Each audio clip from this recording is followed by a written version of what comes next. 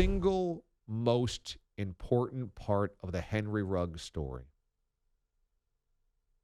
is that it starts with the victim. I know that we work in sports. I know that you will watch sports broadcasting on TV, listen to sports radio, listen to sports podcasts, and through our very limited framework, we view Henry Ruggs as a wide receiver for the Las Vegas Raiders and a former wide receiver of the Alabama Crimson Tide.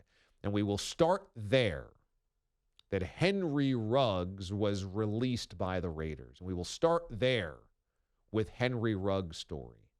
The story starts with the victim.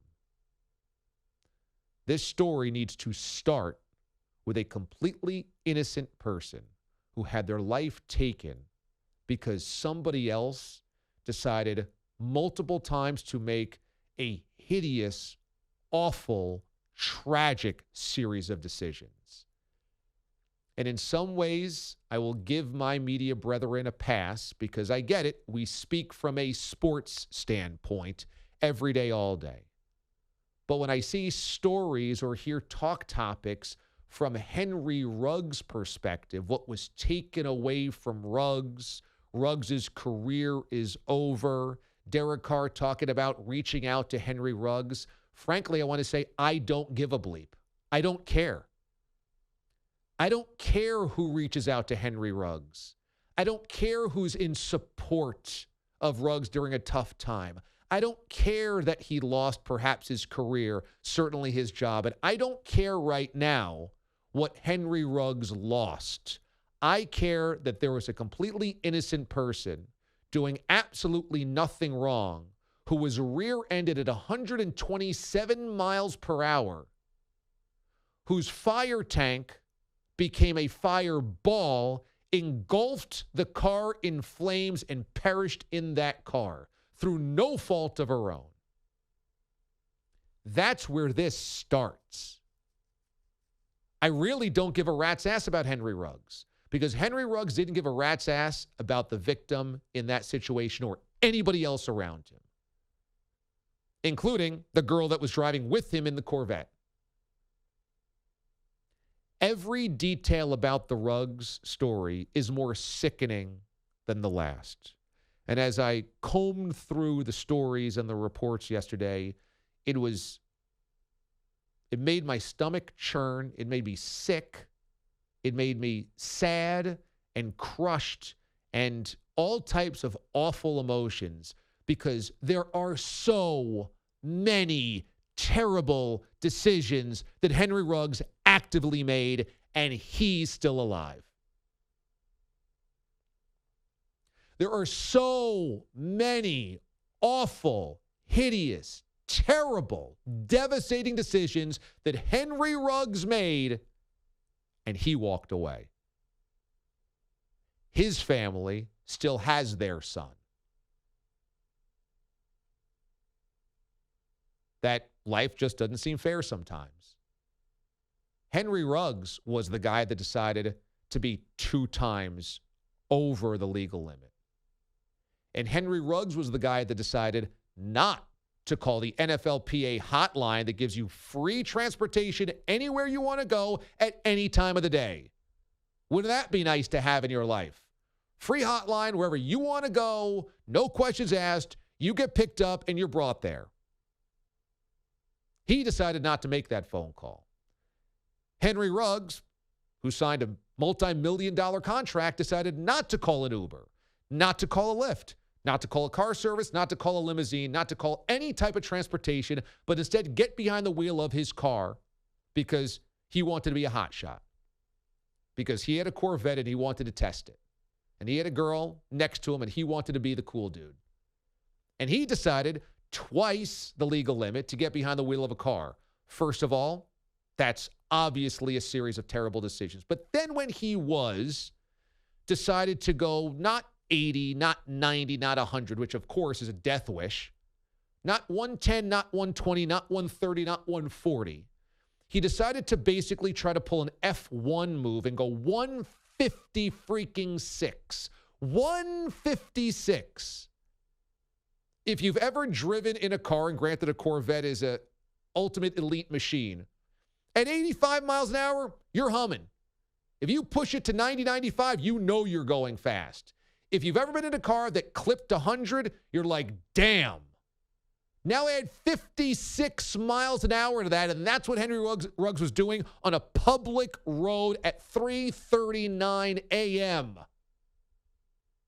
slamming into the back of the victim's car.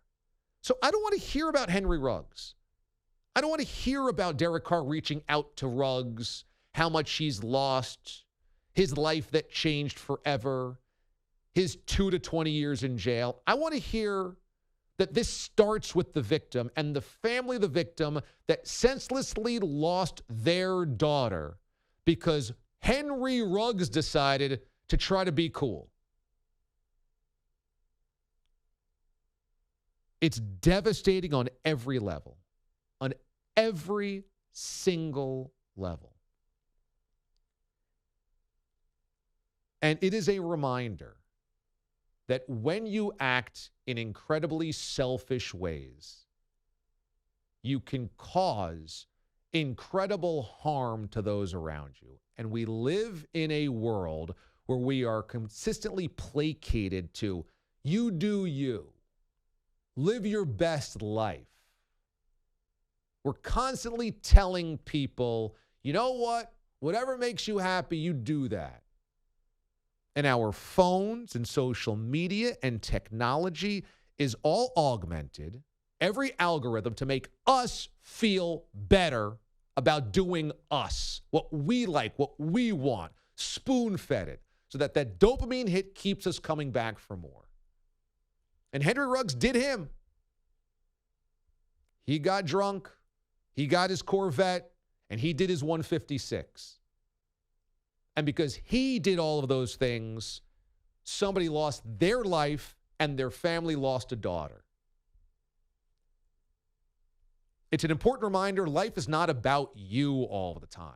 Yeah, it's great to find your soul and your happiness, your direction. It's great to find those things, your purpose. It's great to every day try not to be depressed, try not to be in your own head, try not to be consistently brought down by politics and family strife and financial issues. Yeah, it's great to do all of that. But sometimes life is not about you. Sometimes it's about being part of a collective, a bigger part of this. And that means protecting others from your selfishness. There is nothing more selfish than getting waxed and then behind the wheel of a car. It is the ultimate in selfishness. There are always options.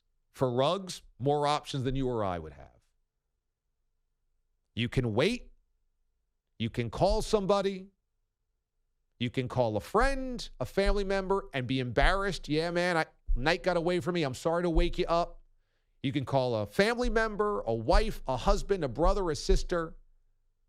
Yeah, you know what? I'm embarrassed. I'm sorry. I owe you one, but I can't get home. I can't get behind the wheel of a car. You call an Uber, you call a Lyft, you call a cab. They can't get there for an hour. You got to wait. You want to be in bed. You can't be in bed. We've all been there. Damn. I wish I could drive, but I don't want to wait 45 minutes for this guy. And I don't want to pay $60, but damn. But the flip side of that selfishness of you doing you, you being comfortable, you making it easier on yourself is you run the risk of altering somebody else's life tragically, permanently. Yeah, Henry Ruggs lost his football career. It's bad. He lost millions of dollars. It's bad. He lost his freedom. It's bad. Not as bad as that family losing their daughter. Not as bad as that victim losing her life. This is going to be one of the ugliest stories in sports for a long time. Every detail of it is more sickening than the next.